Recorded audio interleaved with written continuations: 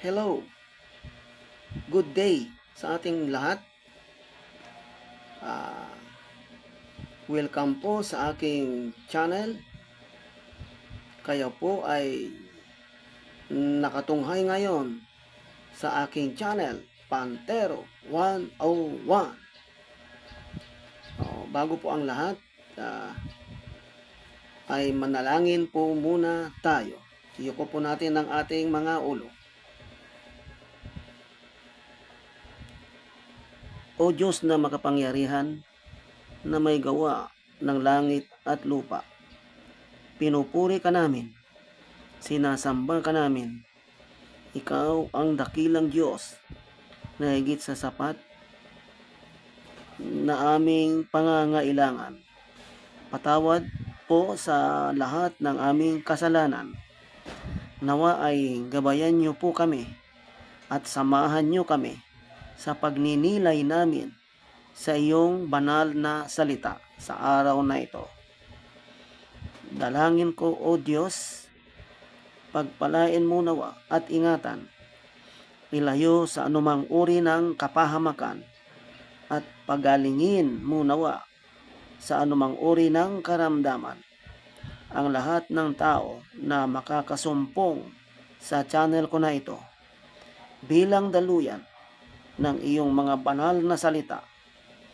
Ito po ang aking samo at dalangin sa pangalan ni Jesus. Amen. Okay? Marami pong salamat. At ang ating pong pag-uusapan na banal na salita ng Diyos na siyang gustong ibahagi ko sa inyo ng Diyos amang makapangyarihan sa lahat ay ang sumusunod. At ang sabi ng banal na salita, mga taga-Roma, chapter 8, verse 11. Ngunit, kung ang Espiritu niyong bumuhay na maguli kay Jesus ay tumira sa inyo, ang bumuhay na maguli kay Kristo Jesus sa mga patay ay magbibigay buhay naman sa inyong mga katawang may kamatayan sa pamamagitan ng kanyang Espiritu na tumitira sa inyo. Amen? Sa English po, and if the Spirit of Him who raised Jesus from the dead is living in you, He who raised Christ from the dead will also give life to your mortal bodies because of His Spirit who lives in you. Amen? Ulitin ko po ang banal na salita ng Diyos na ating pagninilayan sa araw na ito.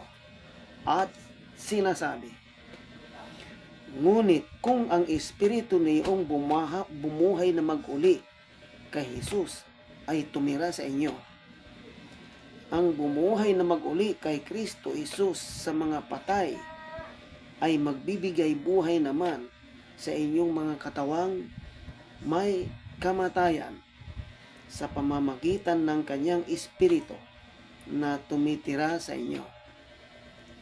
Sa English po, and if the Spirit of Him who raised Jesus from the dead is living in you, He who raised Christ from the dead will also give life to your mortal bodies because of His Spirit who lives in you. Okay? Purihin po ang banal na salita ng Diyos. Okay? So, shout out po sa newcomer sa channel ko nito at MLSO sa mga datihan na at maging sa baguhan din. So mga kapatid at kapanalig, wala kayong gagawin kundi makinig at manampalataya. At sa mga baguhan na nakatunghay ngayon sa channel ko ay subscribe na. Amen. Para po lumago tayo. Amen. Okay. Ayon dito sa banal na salita ng Diyos sa Roma chapter 8 verse 11. Pinapatunghayan po dito ang espiritu na nasa atin. At yung espiritu na kay Jesus. Diba? Okay. Yung espiritu na kay Jesus ay yung espiritu na nasa atin ay siya rin yung espiritu na bumuhay kay Jesus sa mga patay. At siya rin yung espiritu na bubuhay sa ating katawang lupa. Kasi nakatira siya sa katawan natin. Amen? Ulitin ko Ayon sa taga-Roma, ayon sa Roma chapter 8 verse 11, ang sabi rito, yung espiritong nasa atin ay siya rin yung espiritong bumuhay kay Jesus sa mga patay. At siya rin yung espiritu na bubuhay sa ating mga katawang lupa. Kasi nakatira siya sa katawan natin. Amen? Okay.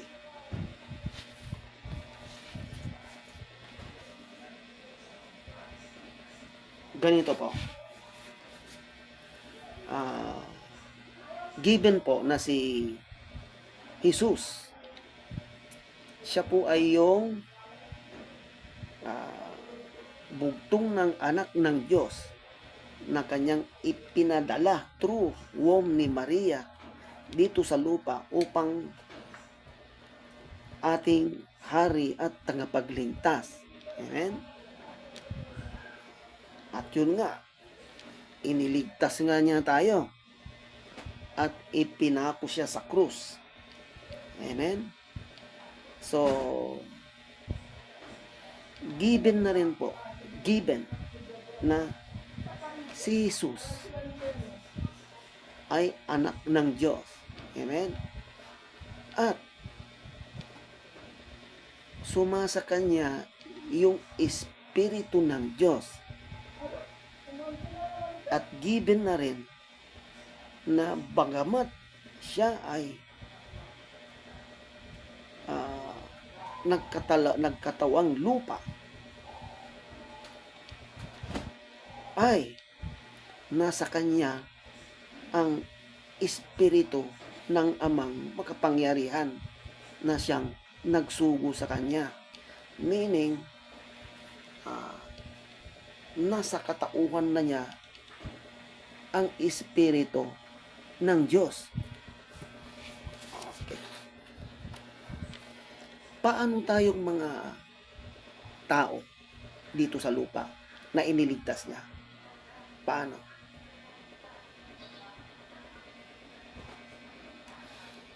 Paano natin magakamtan ang espiritu na yan?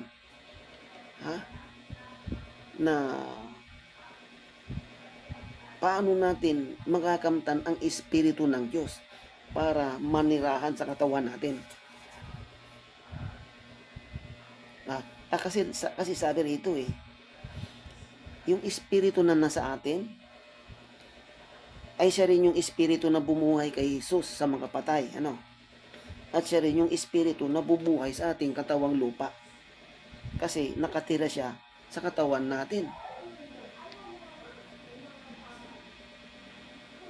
So meaning bago tumira ang Espiritu ng Diyos sa katawan natin, mga kapanalig, at mga idol, ay kailangan tanggapin mo muna ang Diyos na kapangyarihan na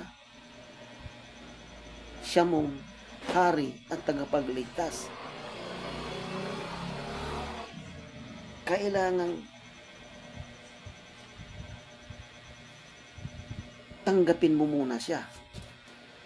Pagsisihan mo muna yung mga kasalanan mo, at tanggapin mo ang Diyos bilang iyong tagapagligtas upang yung kanyang espiritu ay umanib sa'yo. Amen? Kasi kung hindi mo tatanggapin, kung hindi mo i-invite ang Diyos sa buhay mo,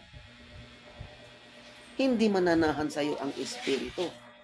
Amen? Kasi given kay Jesus, kasi anak siya ng Diyos, galing sa langit, pinadala siya sa lupa dito, bugtong na anak, pinadaan sa womb ni Maria upang iligtas ang sangkatauhan. So, given na rin na yung Espiritu ng Diyos ay sumasa Kanya, nasa Kanya. Ngayon, tayong mga tao na iniligtas niya,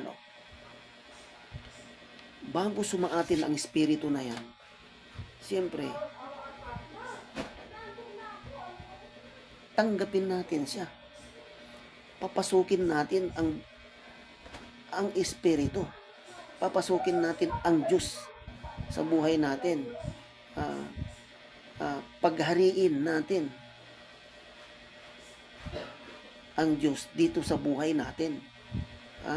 Upang yung kanyang Espiritu ay sumaatin. Amen?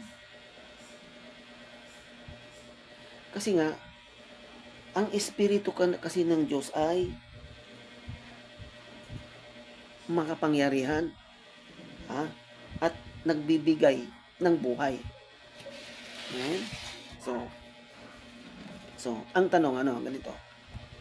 Yung Espiritu na, halimbawa, okay, tinanggap mo na ang Diyos sa buhay mo, tinanggap mo na siya, halimbawa, so, tinanggap mo na, so, naging kapanalig ka na ng Diyos, yung kanyang Espiritu ay pumasok na sa katawan mo ngayon.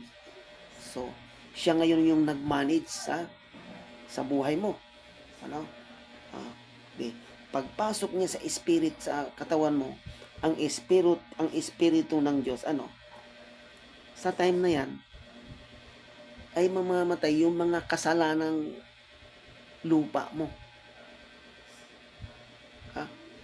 Pagpasok ng espiritu ng Diyos sa katawan mo, ay mamamatay yung mga kasalanan ng katawang lupa mo. Kasi ang espiritu ng Diyos ay nagbibigay buhay. Pagpasok niya sa katawan mo, yung mga kasalanan na nasa loob ng katawan mo na yan ay mamamatay. At magkakaroon ka naman ng buhay na ayon sa katuwiran ng Diyos. Okay? Gets niyo mga idol? Okay, ganito. Kapag tinanggap mo ang Diyos sa buhay mo, tinanggap mo na siya. Meaning, paano mo siya tanggapin? Siyempre, magsisi ka muna sa mga kasalanan mo. Pagsisihan mo muna para makiisa ang Diyos sa buhay mo. Papasok ang Diyos sa buhay mo ngayon. Mag-ahari siya ngayon sa katawan mo. Kapag pumasok ang Espiritu ng Diyos sa katawan mo, kapatid, ay yung mga kasalanan na nandyan sa loob ng katawan na yan ay mamamatay. Paano mamatay? Kasi kapag tinanggap mo na ang Espiritu ng Diyos, mamamatay na ang mga kasalanan, ang kamatayan ng kasalanan, ayun yung mamamatay ang kasalanan na yan kasi hindi ka na gagawa ng kasalanan. Itatakwil mo na ang kasalanan na yan. Amen? Kasi nga, mabubuhay ka na mag-uli, di ba?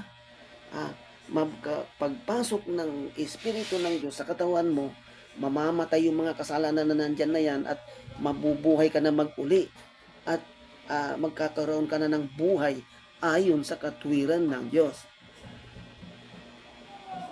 Amen? Nagets nyo mga idol ang kapanalig? Kasi ganito yan, okay? Kapag halimbawa, dati hindi mo pa nasumpungan ang kaharian ng Diyos, Dati kang killer, dati kang magnanakaw, ganoon di ba?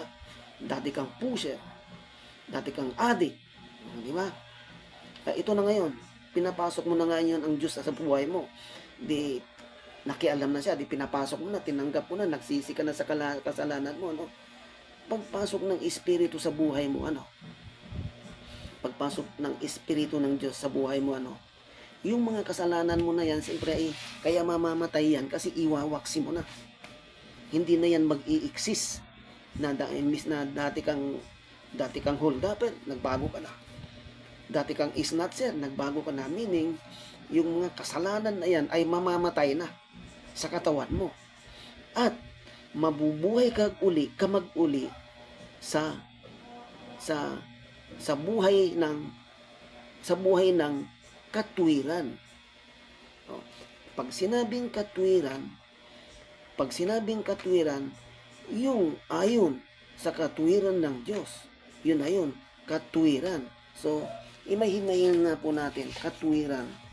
Kapag pinapasok mo ang Diyos sa buhay mo, mamamatay yung mga kasalanan na yan, Meaning, hihinto ka na sa pag-aadik, hindi ka na magnanakaw. Yan di ba?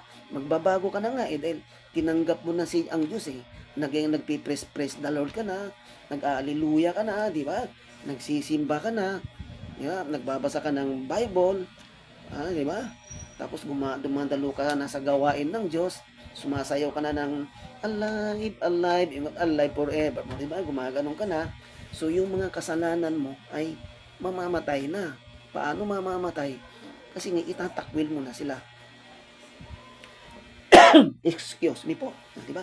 Itatakwil mo na sila Hindi ka na magnanakaw, hindi ka na mag-aadik, di ba? Hindi ka na mandadaya, di ba? Yung mga ganyang gawain mo noong wala pa ang Diyos sa buhay mo ay mamamatay yan. Kasi pagpasok ng Espiritu sa katawan mo ngayon, mamamatay na ang mga yan.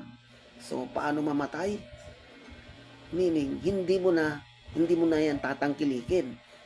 Tatalikuran mo na yan. Iwawaksi mo na yan. Hindi ka nagagawa ng pagnanakaw. Hindi ka nagagawa ng pandaraya. Diba? Hindi ka na mag-aadik. Yan po ang ibig sabihin ng kamatayan ng kasalanan na yan. At ang papalit sa iyo ay espiritu ng buhay na may katwiran. Espiritu ng buhay na buhay sa katwiran. Katwiran ng Diyos. Meaning, ano ba ang katwiran?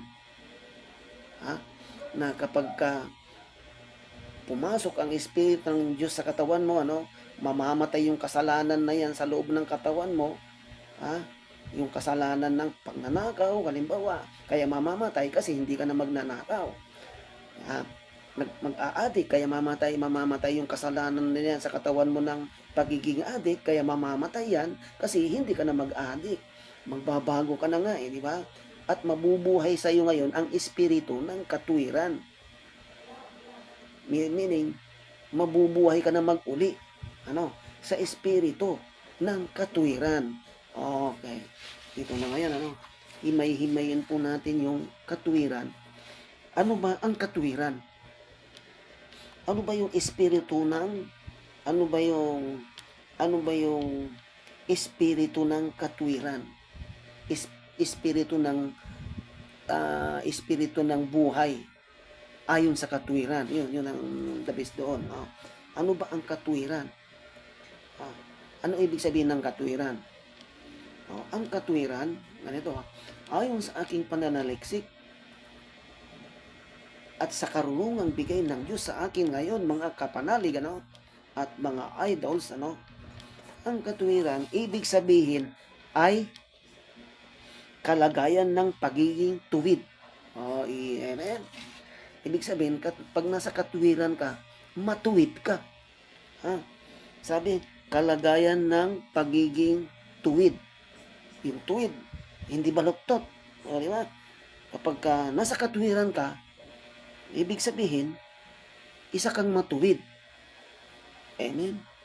At ano ang ibig sabihin ng matuwid? Sa English, ng matuwid ay righteous.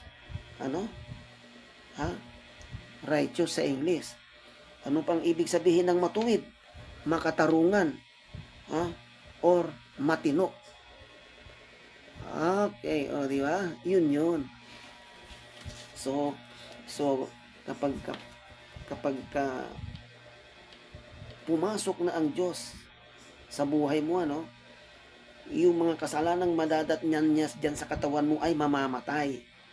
So, meaning, kaya mamamatay kasi hindi ka na, itatakwil mo na ang mga kasalanan, kaya mamamatay.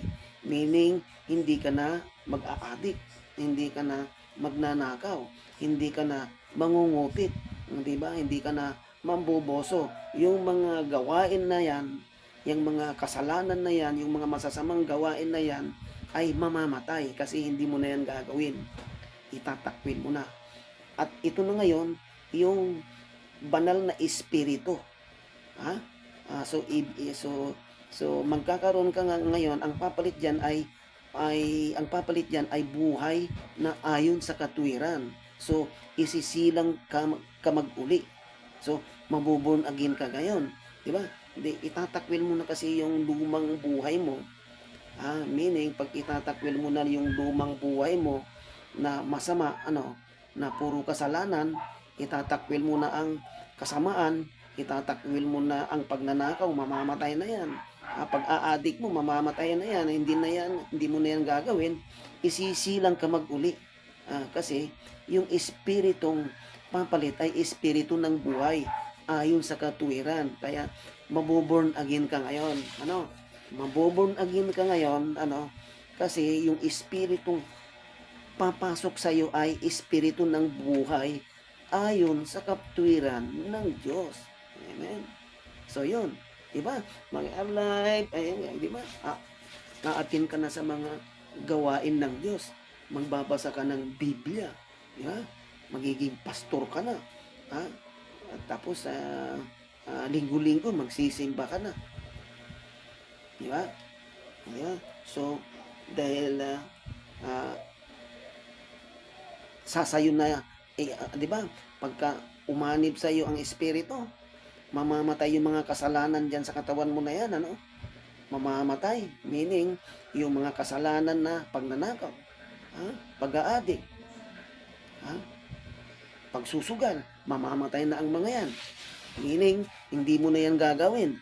Meaning, iwawaksi mo na ang mga yan at mabubuhay ka maguli, maboborn again ka, at mapapalitan yung espiritu na yan ng espiritu ng buhay na ayon sa katuwiran ng Diyos. So, di ba? Mabubuhay ka na ngayon sa espiritu ng buhay ayon sa katuwiran ng Diyos. So, pag sinabing ayon sa katuwiran ng Diyos, ito yung kalagayang matuwid. Diba? Magiging matuwid ka na. At ano yung matuwid na yon? Ito yung magiging sa in English magiging matuwid. Ano yung matuwid na? Ito yung in English magiging righteous ka na. Magiging makatarungan ka na. Or magiging matino na ang pamumuhay mo. Magiging tuwid na. Magiging righteous ka na. Makatarungan na. Wala ka nang inisip kundi ang kabutihan ng tao. Wala ka nang iniisip kundi ang sundin ang kautusan ng Diyos, sundin ang katuwiran ng Diyos. Yun na palagi ang nasa isip mo. Magiging matuwid ka na. Magiging makatuwiran ka na, Then ang katuwiran na yan, yun yung pagiging matuwid. Kapag ka naging makatuwiran ka na, magiging matuwid ka na. At ano yung magiging matuwid na yan? Magiging righteous ka na. magiging makatarungan ka na, or magiging matino ka na. Yan ang magiging bunga ng Spirit, Holy Spirit, kapag pumasok na siya sa buhay mo ngayon.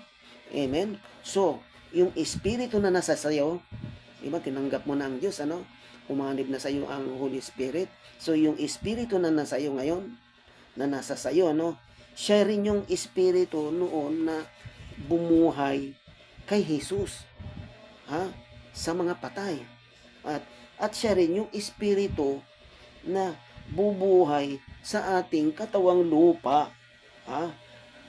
Kasi nakatira siya sa katawan natin. So, sino ang Espiritong ito? Sino kaya ang Espiritu na to? Siya yung Espiritu na nasa atin? At siya yung Espiritu na bumuhay kay Jesus sa mga patay? At siya rin yung Espiritu na bubuhay sa katawang lupa natin? Kasi nakatira siya sa katawan natin. Sino kaya ito? Sino? Sino kaya ang Espiritu na ito? Mga kapanali, Sirit, sino nakakaalam yan? Walang iba kundi ang Espiritu ng Diyos na makapangyarihan na may gawa ng langit at lupa. Amen? O kasi sino? Kasi siya nga dito. Ang sabi kasi dito, maliwanag yung Espiritu na nasa atin ngayon ay siya yung Espiritu na bumuhay kay Jesus sa mga patay. Okay, balikan natin ang Genesis. Balikan natin yung New Testament. Ang Diyos amang nasa langit ay isinugo niya ang kanyang bugtong anak na si Jesus. Di ba? Okay, then bumaba from langit, bumaba si Jesus, dumaan sa womb, sa sinapupunan ni Maria, di ba? Then isinilang ngayon. Tapos iniligtas niya tayo ngayon sa sangkatauhan hanggang sa namatay siya. Ipinako siya sa krus. Pinako sa krus, namatay. Tapos muling nabuhay. Sinong bumuhay? Sinong bumuhay? Sino tong Espiritu na ito na bumuhay kay Jesus? So, maliwanag pa sa sikat ng araw, mga kapanalig, walang iba kundi ang Espiritu ng Amang makapangyarihan, ang Diyos Ama na siyang may likha ng langit at lupa. Siya yung Ama na nagsugo kay Jesus, na bumaba sa lupa, nagkatawang tao, bumaba sa lupa, dumaan sa womb sa sinapupunan ni Maria, din isinilang ni Maria, din nakipag-ugnayan sa mga tao, iniligtas niya ang mga tao, iniligtas niya ang lahat ng tao sa katauhan, sa mga naging kasalanan nila. Siya yung hari at tagapagligtas. Din kinusipay, namatay, din binuhay ulit. So, sino yung bumuhay? Walang iba kundi ang Diyos na nagsugo sa Kanya. Ang Diyos na nasa langit, na may likha ng langit at lupa. Meaning, yung Espiritu na yon na nasa atin, at ang Espiritu na bumuhay kay Jesus nung namatay, at ang Espiritu na bubuhay sa ating katawang may kamatayan,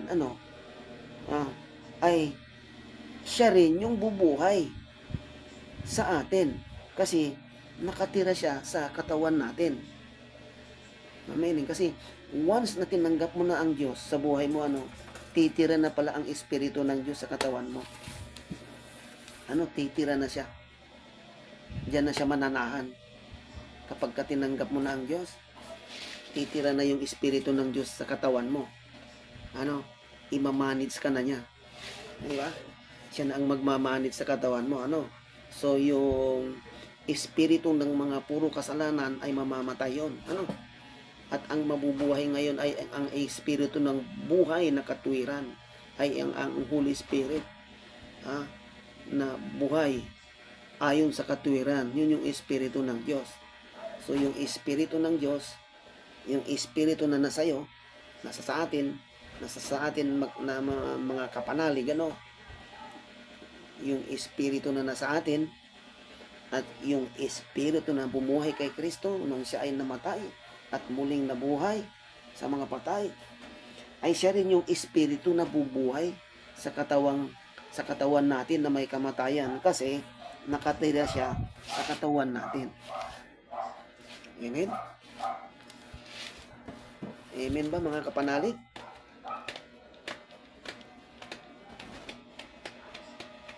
So, naunawaan po ba kung paano maghari ang Diyos sa atin? Simple lang, ano? Napakasimple. Espiritu ng Diyos. Yung Espiritong nasa atin, kapag tinanggap mo na kasi siya, naging kapanalig mo na ang Diyos, ano? Titira na siya sa katawang lupa natin. Ha? At yung Espiritu na yan na na sa atin ngayon, ay siya yung bumuhay kay Kristo sa mga patay. At siya rin yung Espiritu na bubuhay sa ating katawang lupa. Ha? Dahil nakatira sa atin. Kasi nga, o di ba? Bubuhay sa katawang lupa natin, o di ba? Dati kang makasalanan. Ano ba yung mga kasalanan mo? Ano ba yun? Sa kang adik, o di ba? Sa kang pusher, magnanakaw. O, wala ka pa noon sa hindi mo pa noon tanggap sa buhay mo ang Espiritu, ang Diyos. Hindi mo pa noon tinatanggap ang Diyos sa buhay mo, di ba? So wala ka pa, nasa kamunduhan ka pa lang noon, time na yon, di ba? At bigla ngayon, nagbago ka ngayon, biglang pinapasok mo sa buhay mo ang Diyos. So nanahan ngayon ang Espiritu ng Diyos sa katawan mo. So bigla kang nagbago ngayon, no? Yung mga kasalanan sa katawan mo ay namatay. Ha? Pagpasok ng Holy Spirit sa katawan mo, mamamatay kasi yung mga kasalanan mo na nasa katawan mo, na nakadikit sa katawan mo. Mamamatay yan. Ano bang mga yan? Siyempre, yung pagnanakaw na yan. Yung dati kang magnanakaw, dati kang adik, dati kang pusher, mamamatay ang mga yan. Paano mamatay? Siyempre, mamamatay yan kasi hindi mo na yan gagawin. Itatakwil mo na yan. Iiwasan mo na yan. I-rebuke mo na yan. At ililibing mo na yan. Para hindi mo na yan magamit pa. At bagkos, yung Espiritu na yan na umanib sa'yo, na nasa sa'yo ngayon, Espiritu ng buhay, ay siya rin yung bumuhay noon kay Kristo. Tapos siya rin ang bubuhay sa ating ngayong katawang lupa habang tayo ay nandito pa sa lupa. Gumaganap habang tayo ay buhay pa, siya yung Espiritong gagabay sa atin, bubuhay sa atin. Yun ang ibig sabihin. Habang nandito pa tayo sa lupang ibabaw nito, yung Espiritu na yan ang gagabay sa atin. So yung Espiritu na nasa sayo, ay siya rin yung Espiritu na bumuhay kay Kristo sa mga patay. At siya rin yung Espiritu ngayon na bubuhay sa ating katawang lupa, kasi nasa sa atin, kasi yung Espiritu na yan ay nasa loob ng katawan natin. Amen? Kaya kapag tinanggap mo ang Espiritu ng Diyos, mamamatay yung mga kasalanan sa katawan na yan. Mamamatay ang mga kasalanan na yan.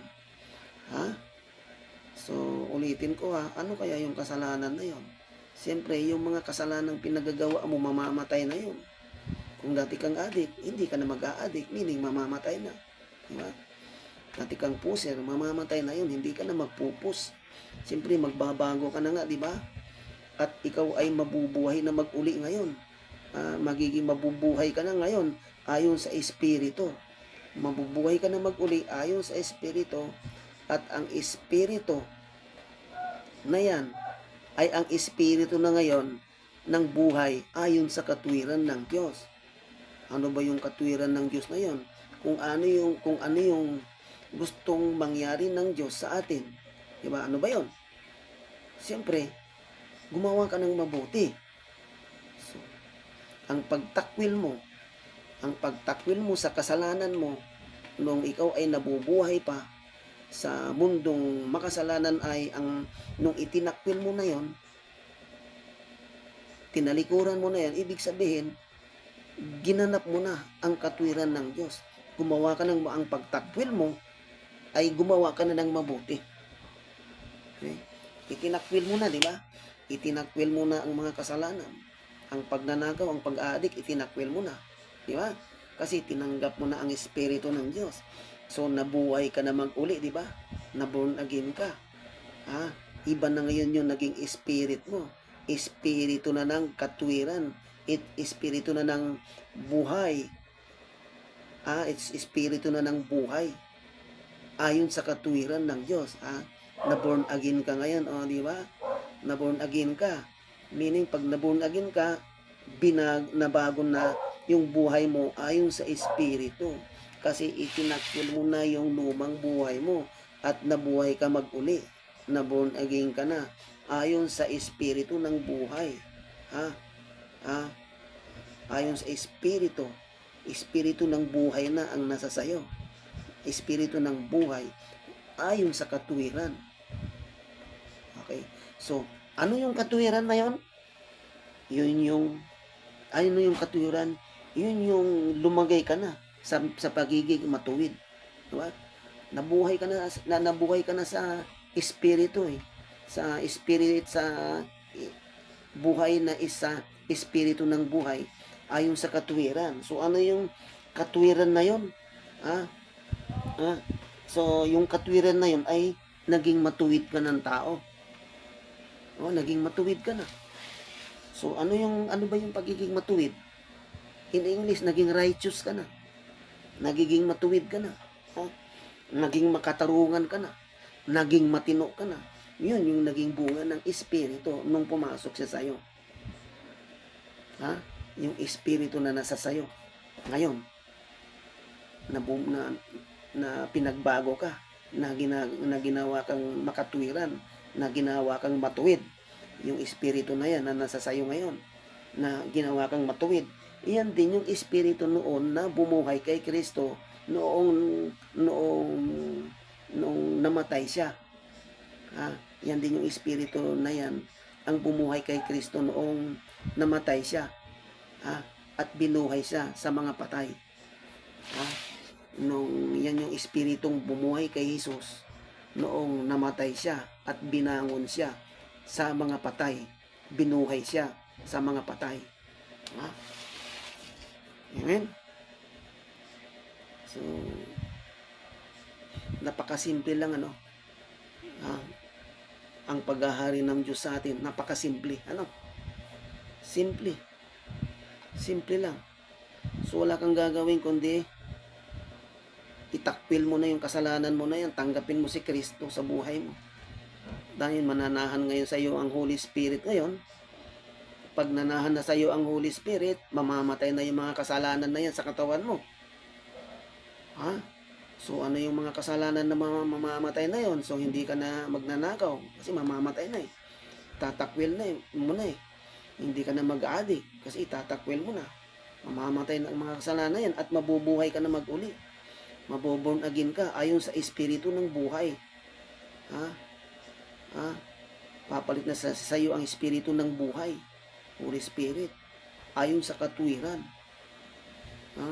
At ang katwiran na yan, ayun yung pagiging matuwid mo. Yung ayon sa katwiran. Espiritu ayon sa katwiran. At ang katwiran na yan, ayun yung magiging matuwid ka ng tao. Diba? At ano yung ano ba yung pagiging matuwid? Magiging makatarungan ka na, magiging righteous ka na. Magiging makatarungan na ang pamumuhay mo. Magiging matino ka na. Amen? Yan.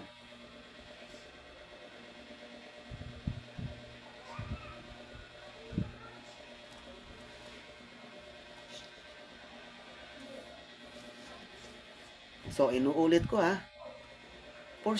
in short,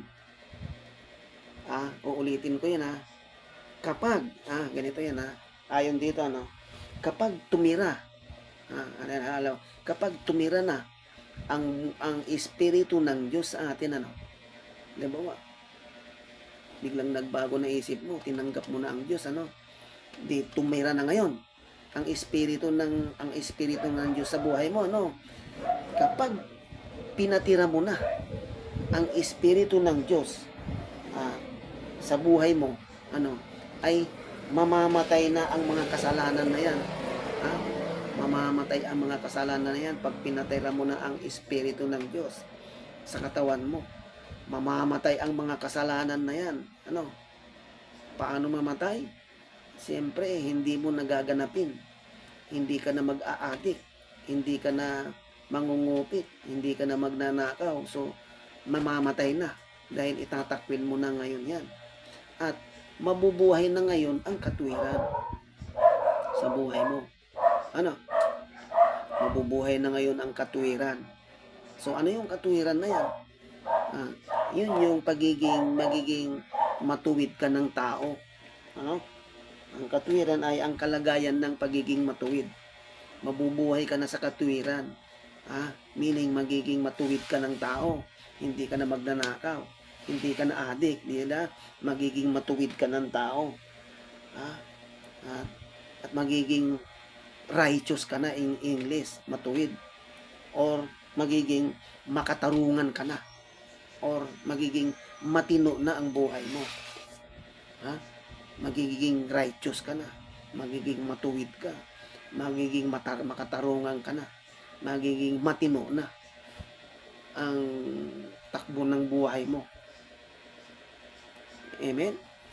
Ulitin ko Ang sabi ng Diyos sa Taga-Roma, chapter 8, verse 11, ang sabi nito, ngunit kung ang Espiritu niyang bumuhay na maguli kay Jesus ay tumira sa inyo, ang bumuhay na maguli kay Kristo Jesus sa mga patay ay magbibigay buhay naman sa inyong mga katawan, na may kamatayan sa pamamagitan ng kanyang Espiritu na tumitira sa inyo.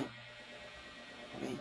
And if the Spirit of Him who raised Jesus from the dead is living in you, He who raised Christ from the dead will also give life to your mortal bodies because of His Spirit who lives in you. So, yung Espiritu na sumasayo noon, yung Espiritu na nasa sayo ngayon, ayan din yung Espiritu na bumuhay kay Kristo Jesus noong namatay siya sa cross. Diba? Namatay siya. Siya yung Espiritu na bumuhay kay Kristo noon. Yung bumuhay kay Kristo sa mga patay. Diba? Namatay siya. Krinusipay siya, namatay. Binuhay siya ng Espiritu na yan yung Espiritu na nasa atin ngayon, yan din ang bumuhay kay Jesus. Noong ipinako siya sa cross, namatay siya, di ba? Binuhay siya ng Espiritu na yan sa mga patay, di ba?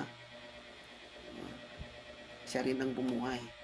So, ulitin ko yung Espiritu na nasa atin, yan din yung Espiritu na bumuhay kay Kristo noon sa mga patay. At siya rin yung Espiritu na yan ang bubuhay sa ating katawang lupa kasi nasa loob yan ng katawan natin. Siya ang nagmamanid sa katawan natin ngayon. Lalo na kapag tinanggap mo na ang Diyos sa buhay mo, kapag pinapasok mo na ang Diyos ang maghari sa buhay mo. At kapag tumira na ang Espiritu ng Diyos sa ating buhay, kapag tumira na yung Espiritu ng Diyos sa ating buhay, mamamatay na ang mga kasalanan. Paano mamatay ang mga kasalanan? Kasi tumira na ang Espiritu ng Diyos sa atin, yung mga kasalanan ng pagnanakaw, di ba? Pagiging addict mo, pagiging sugarol mo, ay mamamatay na yan kasi itatakwil mo na yan. At at mabubuhay naman ang katwiran ng Diyos. Pag tinanggap mo ang Espiritu ng Diyos, mamamatay ang mga kasalanan at mabubuhay ang katwiran. Di ba? So, ano yung katwiran na yan? Yun yung pagiging matuwid mong tao. Ang katwiran na yan ay pagiging matuwid ka ng tao. Ano? Ang katwiran, ibig sabihin, yan yung kalagayan ng pagiging matuwid. Isa ka ng matuwid na tao na ngayon. So, pag sinabing matuwid ka na, hindi ka na ngayon magnanakaw, hindi ka na mag-a-addict na. Hindi ka na magsusugal kasi magiging matuwid ka na. Ano? So ang outcome niyan, aatin ka na sa mga gawain ng Diyos, di ba? Di ba? Magpe-praise the Lord ka na, mag-amen ka na, magbabasa ka ng Biblia, di ba? Magsisimba ka na, di ba? So, ayan, mabubuhay ka na sa katwiran ng Diyos. Pagka ganon. Di ba? So, dalawa lang, kapag tinanggap mo ang Espiritu ng Diyos, mamamatay ang kasalanan. Kapag pinapasok mo na siya sa buhay mo, sa katawan mo, pag pinatira mo na ang Espiritu ng Diyos sa katawan mo, mamamatay na ang kasalanan. At ang kasalanan na yan, ano yung mamamatay na yan? Kung dati kang adik, dati kang pusher, dati kang magnanakaw, mamamatay na yan. At ito ngayon, mabubuhay ka na sa katwiran. At ano yung ibig sabihin ng katwiran? Yung magiging matuwid ka na.